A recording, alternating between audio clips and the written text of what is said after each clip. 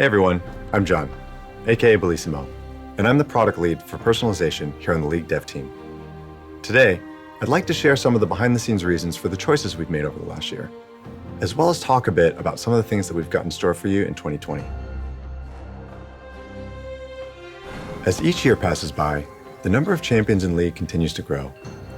With League nearing 150 champs now, it's getting more and more difficult to make skins for all of our champions. On top of that, we often prioritize popular champions with larger audiences. We do this because our goal is to delight as many players as we can and support our business through the next 10 years of League. Reasons aside though, it sucks to have to wait years for a skin for your favorite champion. In 2018, we shipped just over 80 skins to players, and in 2019, we broke the 100 mark. This year, we're trying to push past 120 skins. So, what are we doing with those extra skins in 2020? We're going to be hitting up a lot of the champions that haven't seen skins in a while.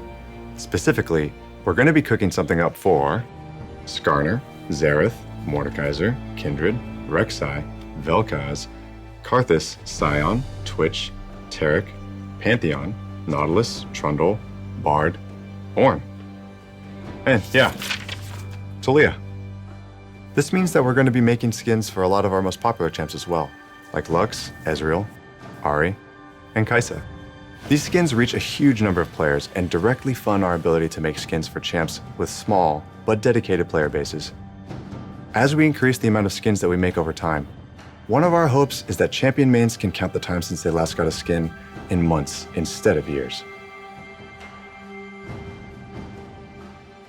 Since we're developing more skins than ever this year, we're also going to spend some time exploring new creative thematics. Today, there are only a few thematics that are universally loved across all regions. And while there are some standout hits, there are also thematics that you've shown us that you're just not that excited about anymore.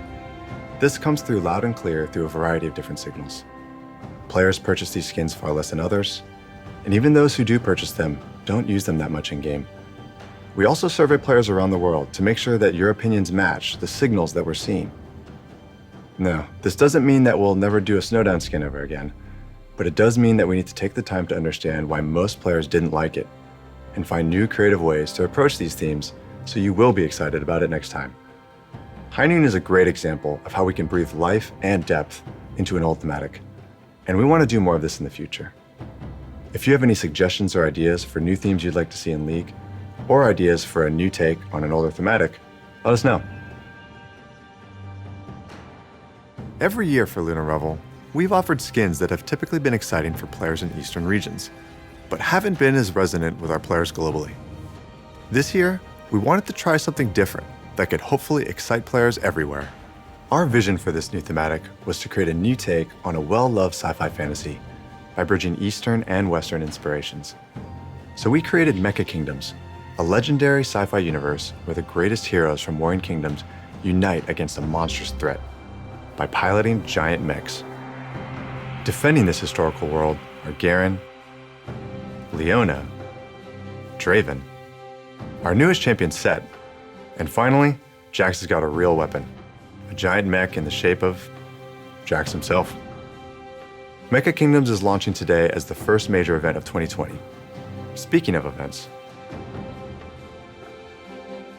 in 2019, we got a lot of feedback around events, specifically that it felt like their quality had dropped over time. Mission variety was low, and not every event had a game mode available. We want each event to feel like a unique experience that all players can be excited for, which is why our goal moving forward is to make participating in events more rewarding, more novel, and more memorable for everyone. This year, we're planning on game modes for all of our major events, pushing for more variety in our missions, and also improving our event pass system. Last year, one of the main things we heard about event passes was that it felt like you had to play too much to get all the things that you wanted. It also felt bad to use tokens to buy things like ward skins or emotes if you were ultimately trying to get higher tier rewards. We believe that getting all the rewards in Event Pass shouldn't require that you sign your life away for 30 days. For the 2019 Worlds Pass, we added more milestone rewards so you can get more stuff for free, and also so you can save your tokens for the things that you really want, like exclusive event chromas and prestige skins. For the last event in 2019, Dawn and Night, we changed the Event Pass win of the day structure so you could save up all your wins and complete them on your own schedule. Can't play during the week? No problem. get all your win of the days on the weekend. Between improving your experience with event passes and making sure there's always something new to do, we hope to make 2020 a year to remember. In 2019, we announced Eternals, a champion-based stat tracking system that allows you to flex your moments of glory, both in and out of game.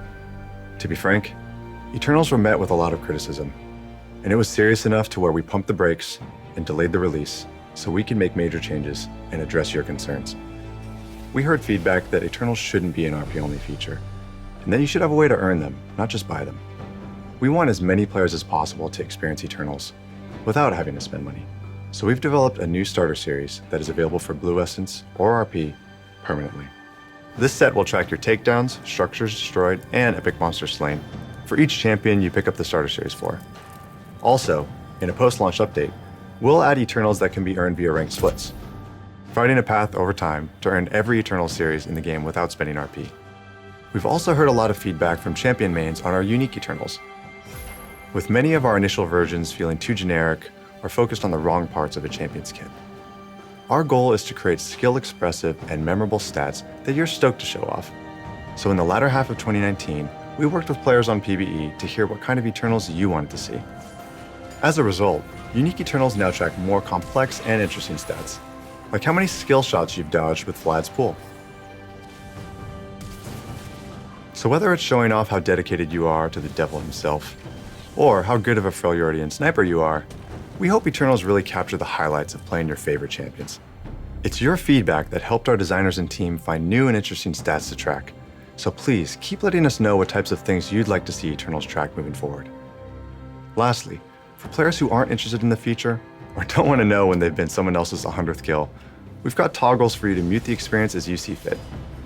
We hope that you like the changes that we've made to Eternals, and look forward to its release early this year.